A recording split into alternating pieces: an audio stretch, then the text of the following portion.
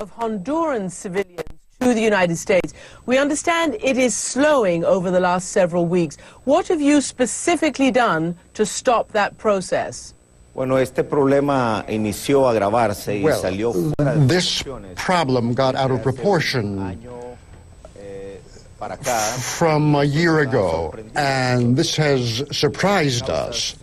The causes are multiple. One of them is the violence caused by drug trafficking, poverty, of course, the lack of opportunities. What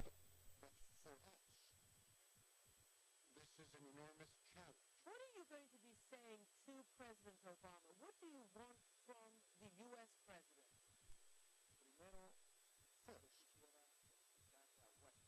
I would like to explain to Washington, to President Obama, to legislators, to deciders and people with power of decision in the Congress, in Senator, to Washington leadership, who are the leaders of the U.S. people, of the United States people, that the crime that comes from drugs, the violence, the lack of security in Central America has a cost for the United States. It's not a benefit.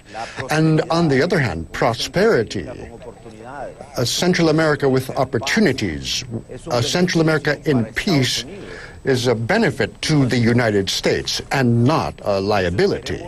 In short, it's a crisis for Central America and it's a crisis for the U.S. So let's work together to solve it. But you've been critical of the United States during this crisis. What is your criticism and what will you specifically be asking for?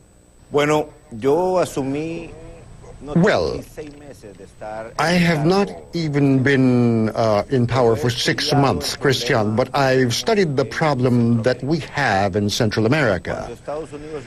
When the United States and Colombia worked to combat drugs, and then Mexico and the U.S. worked together, the heads of the drug trafficking operation went to Central America. This has brought us terrible problems. Never before in the history of our country have we seen so many deaths as in the recent decades. So we want to work together to look at the roots of the problem, generating opportunities for economic growth, health opportunities, education opportunities, take care of the security issues, and that way security issues, peace, prosperity for Central America will also be of enormous benefit to the U.S. So we want to work together in partnership. That's what it's about. You've mentioned that the drug wars in Colombia, the drug wars in Mexico have pushed the drug traders, the drug traffickers to your region. Is that your assessment? That's one of the main reasons. The drug trafficking generates violence, lack of opportunities, and emigration. Honduras is working hard in the war against drugs. We're working hard to generate opportunities, but we're also working as never before to receive our immigrants, but also asking the United States that in the case of the children, the interests of the children should prevail. Their reunification, the reunion with their families. They're human beings, Christian. They're human beings who are vulnerable. They are not criminals. What do you think should happen to the children who do manage to reach the United States? I have been requesting and will continue to request respect for the primary interests of the children, their basic interests. But if a family comes that has no other family members in the U.S. and the law doesn't protect them, then our duty is to receive them when they're returned to Honduras. Mr. President, you have taken measures to stop the flow, to slow the flow of these children. You have, I think, ordered that bus tickets should not be sold to minors, and you've put special police on the bus routes and at the border. Is that correct? That's correct, Christian. We have set in motion a media campaign at our own cost at our own expense. I believe all Hondurans, all Central Americans must know what they're exposed to. Young girls, 13-year-olds, the coyotes or human smugglers, give them birth control pills because most of them are going to be sexually abused. We've organized this campaign.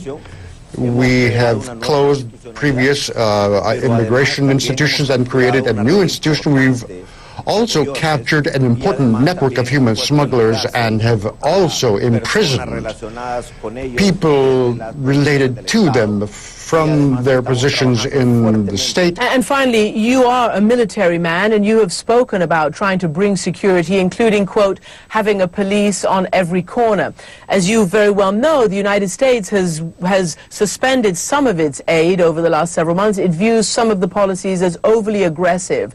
Are you concerned that your stepped-up security could itself have a negative effect and cause, in fact, more deaths, more fighting? Well, Christian, we have experiences with this across the Americas. On the one hand, we need to purge the civilian police force. We need help from the armed forces in this struggle against violence, because these are bands, these are armed, the drug traffickers are organized as armies. They have power beyond what a police unit might have. We also need to purge prosecutors, judges, and we're moving forward on that. On the other hand, we have to prevent violence. I believe in schools, the culture of peace, ethical values, spiritual values. That's why we're working very closely with the churches. It's not enough to crack down on crime, but there are places where the government has to recover its authority. I know we're going to find support in the U.S. because they have already been successful in Mexico and in Colombia. But this success was a problem for Honduras. Now we have to work together. Honduras, Guatemala, El Salvador, Mexico, and the U.S. President Hernandez of Honduras, thank you very much indeed for joining us today. Thank you. Thank you very much. Now, amidst this humanitarian crisis, humanity itself suffered another slap in the face in the border state of Arizona. Joseph Wood, who was convicted of double homicide in 1989,